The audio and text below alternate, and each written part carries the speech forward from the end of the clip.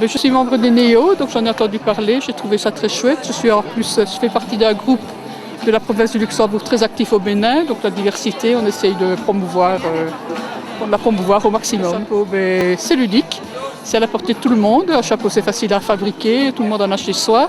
Et je pense que c'est universel, tout le monde, dans toutes les régions du monde, je pense qu'il y a des chapeaux. Un petit côté fête, un petit côté décalé aussi.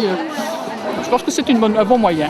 Moi, je suis assistante sociale aux mutualités chrétiennes. Je fais partie de séjours Altéo MRB en tant que bénévole. Et je trouve que c'est notre devoir de participer, de montrer qu'on est actif dans le mouvement et d'appeler les autres personnes à nous rejoindre parce qu'on manque de bénévoles dans beaucoup de choses. La diversité, c'est quand même fort important. À Bruxelles, il y a la diversité culturelle, mais il y a aussi la diversité dans tous les problèmes de mobilité que les gens rencontrent avec un gros ou un petit handicap. Et donc, je pense que la diversité à Bruxelles, c'est quand même très important, quelle que soit la culture ou la santé. Il y a le racisme aussi, contre les migrants, contre plein de choses, même contre les handicapés. Il y a de la discrimination. C'est pour ça que nous sommes là. Je fais partie de beaucoup de groupes à thème et je me bats surtout pour l'accessibilité partout. Je fais partie d'Altéo. Je milite beaucoup pour la personne handicapée. Je suis très actif, c'est très symbolique et je trouve que c'est une manifestation qui devrait se produire beaucoup plus souvent en Belgique. Dans les vécus que j'ai en tout cas sur le terrain, quand on se rend compte qui qu'on soit, finalement c'est là qu'on voit qu'on n'est pas différent et qu'on peut finalement s'adresser à qui que ce soit. Qu'on ait un autre bagage, une autre langue, un handicap ou non, peu importe. En tout cas, être dehors, chacun avec son chapeau, c'est déjà un message fort, je pense. C'est pouvoir dire qu'on se rencontre et d'être au milieu de la rue et d'être finalement dans un événement de Noël avec des passants qu'on peut interpeller. Oui, je pense que c'est une belle occasion. Et donc il y a des tas de façons qu'on peut utiliser pour lutter contre la discrimination. Celle-ci en est une. Et donc se rencontrer, papoter, échanger, oui, bien sûr, c'en est une. Je pense à mes enfants, par exemple, qui ont été à l'école dans un quartier relativement peu favorisé, avec des enfants handicapés, avec des enfants d'une autre origine culturelle. Et ça, c'est aussi une autre façon de rencontrer la diversité. C'est un message qui peut à la fois paraître compliqué. Le mot discrimination, c'est déjà quelque chose de compliqué. Égalité des chances aussi.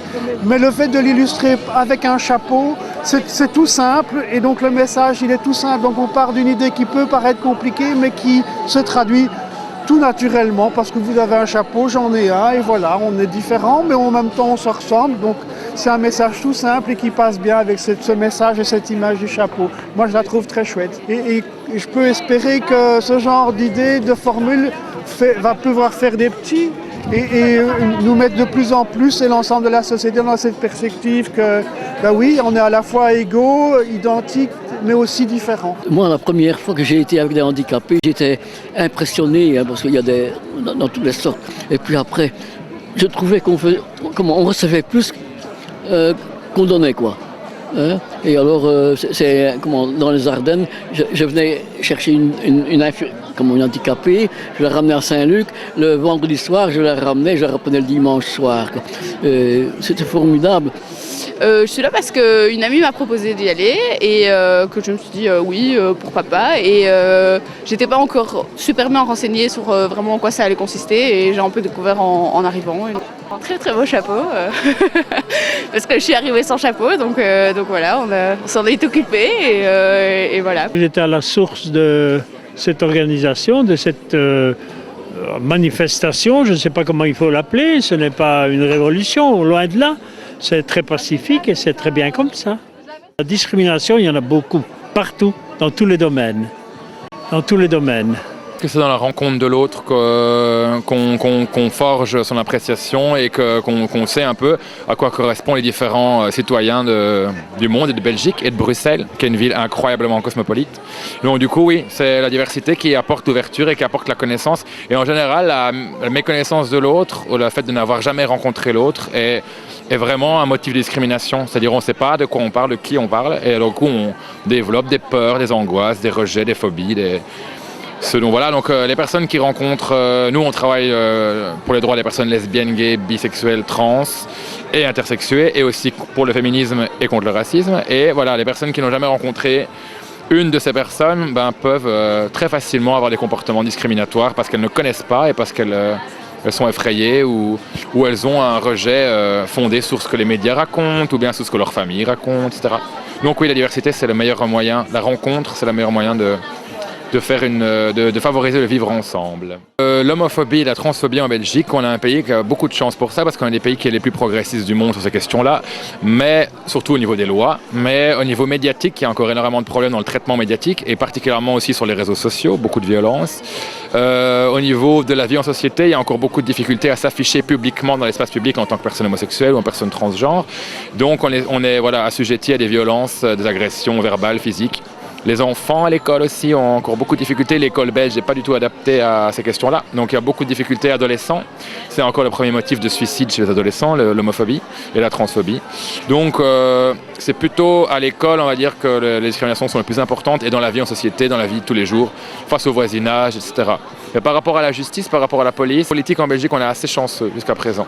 Parce que les politiques belges ont compris que c'était un enjeu de société, que c'était aussi un enjeu électoral. Au niveau de l'école, il y a un projet qui s'appelle Gris Wallonie et Gris Bruxelles qui existe maintenant. C'est un groupe d'intervention scolaire. Et eux font beaucoup de travail sur le terrain et se présentent à la fois en tant qu'experts et en tant que témoins, en tant que personnes LGBT eux-mêmes. C'est très important parce que moi, par exemple, à l'école, en Wallonie, à Namur, j'ai jamais entendu parler d'homosexualité, j'ai jamais entendu parler de transidentité et j'étais seul dans ma classe avec ces questions-là, ces malaises-là. Et voilà, c'était très difficile de parler de ça. Donc je pense que maintenant l'école a évolué. Mais il y a toujours un grand problème des questions de sexisme et d'homophobie et de transphobie à l'école. Ouais. Moi j'ai sorti mon chapeau de cow-boy. On me l'a gentiment donné, prêté. Je le remettrai acquis de droit.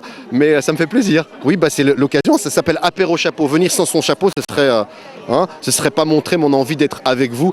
Et un chapeau, il y en a plein de différents ici. Et ce sont tous des chapeaux qui se rencontrent. Et dans des chapeaux, et en dessous du chapeau, il y a beaucoup de choses. Il y a de l'esprit.